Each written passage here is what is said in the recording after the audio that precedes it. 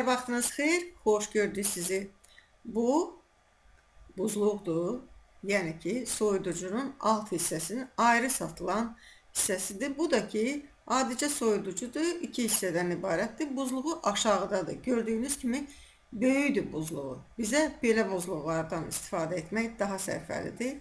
Və orada biz meyvələri də dondurub saxlaya bilərik.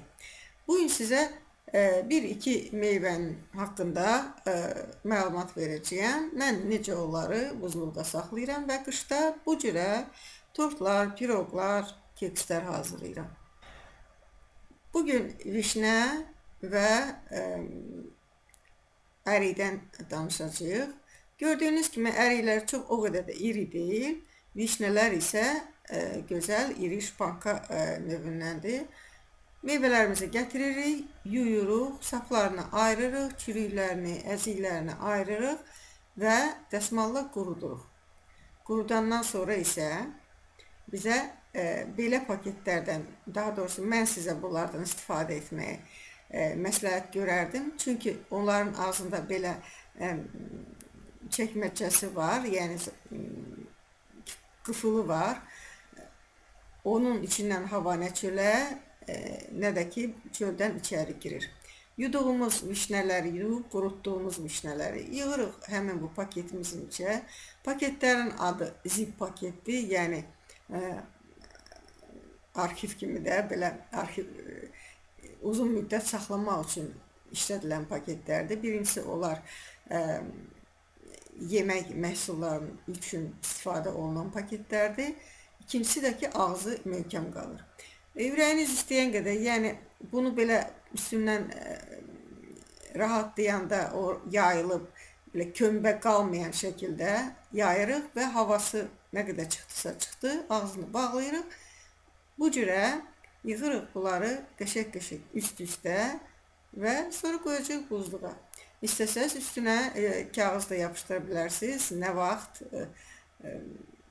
və ya nədir, nə olmasını onsuz da görəcəksiniz. Nə vaxt isə onsuz da siz bunu 1-2 il saxlamayacaqsınız ki.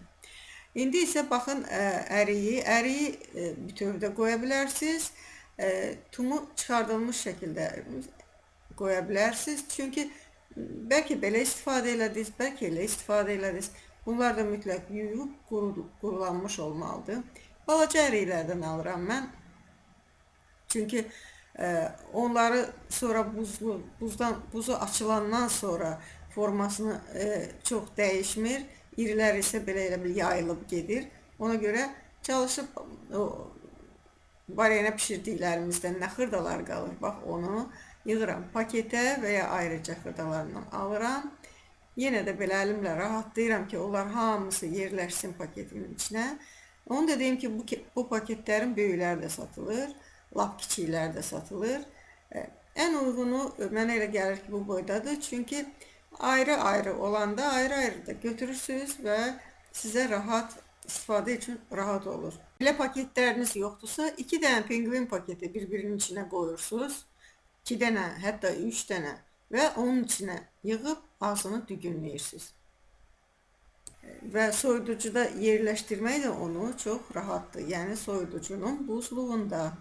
Və yarım kəsdiklərimi də yığıram bura. Məsələn, bu cheesecake'də mən onu yarım işlətmişəm. Başqa yerdə isə bütövlərini işlətmişəm.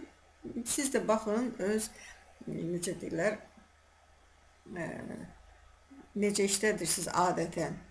Və ya həm ondan hazırlayıb qoysanız, qışda əlinizə atanda o da olar, o da.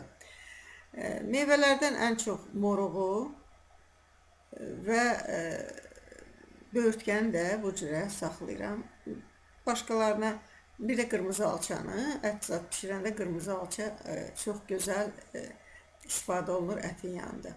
Gördüyünüz kimi baxın, belə tez tələsik hazırladım və qışda bu mənim əlimdən tutacaq. Nəyə görə?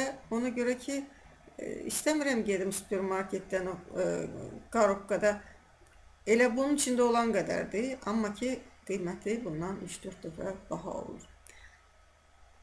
Xoşunuz gəldisə siz də hazırlayın. Videonu dost tanışlarınızla paylaşın və yazarsınız sonra. Bunlardan istifadə elədiniz ya yox? Hələlik isə sizlə xudahafizləşirəm. Sizə uzun ömür, can sağlığı arzulayıram və ruzi bərəkət arzulayıram. Videonu paylaşın, like edin, qırmızı ox işarəsinə basın ki, videolar sizi özləri tapsınlar. Hələlik isə sağ olun, sağlıqla qalın. Xudahafiz.